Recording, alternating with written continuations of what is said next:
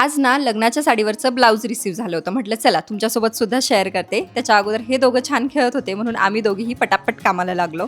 आता मागच्या एका व्हिडिओमध्ये चक्क तुझ्या आयब्रो खूपच जास्त हॉरिबल आहेत अशी कमेंट आली होती म्हणून जरा बारीक केल्या, ज्याची मला अजिबात सवय नाही आहे. त्याच्यानंतर आम्ही दोघेही कामाला लागलो. मी चपात्या बनवायला घेतल्या आणि दीदी मस्त गाजराचा हलवा बनवत होत्या. तेवढ्यात आमच्या तनू दीदीसुद्धा आलेली. मग तनू दीदी आल्याच्यानंतर मनूला इतका आनंद झाला होता की कंटिन्यू तिचं हाय हाय हे असं चाललेलं. त्यानंतर आम्ही सगळ्यांनी मिळून जेवण केलं आणि आता ब्लाऊज दाखवते. तर या ब्लाऊजवरचे जे वर्क आहे ना तर ते ऑलरेडी त्याच्यावरती होतं, फक्त स्टिच करून घ्यायचं होतं. आणि दुसऱ्या 2 साड्या होत्या तर त्याचेसुद्धा हे ब्लाऊज असे काहीसे मी शिवून घेतलेत.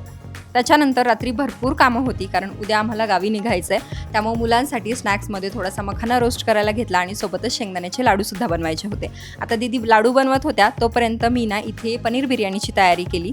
आता पनीर बिर्याणी मला रोज जरी खायला दिली ना तरीसुद्धा मी खाऊ शकते. मला इतकी जास्त ती आवडते आणि दीदी आल्यापासून मी नाद लावला होता की चला मी ती एखाद्या दिवशी बनवेल. पण आता उद्या त्यांची जायची वेळ झाली आहे आणि आज ती मी बनवायला घेतली आहे. मस्त बिर्याणी झाली होती, मस्त जेवण केलं आणि त्याच्यानंतर दुसऱ्या दिवशी हळदीला काय साडी नेसायची म्हणून तीच बघत होते.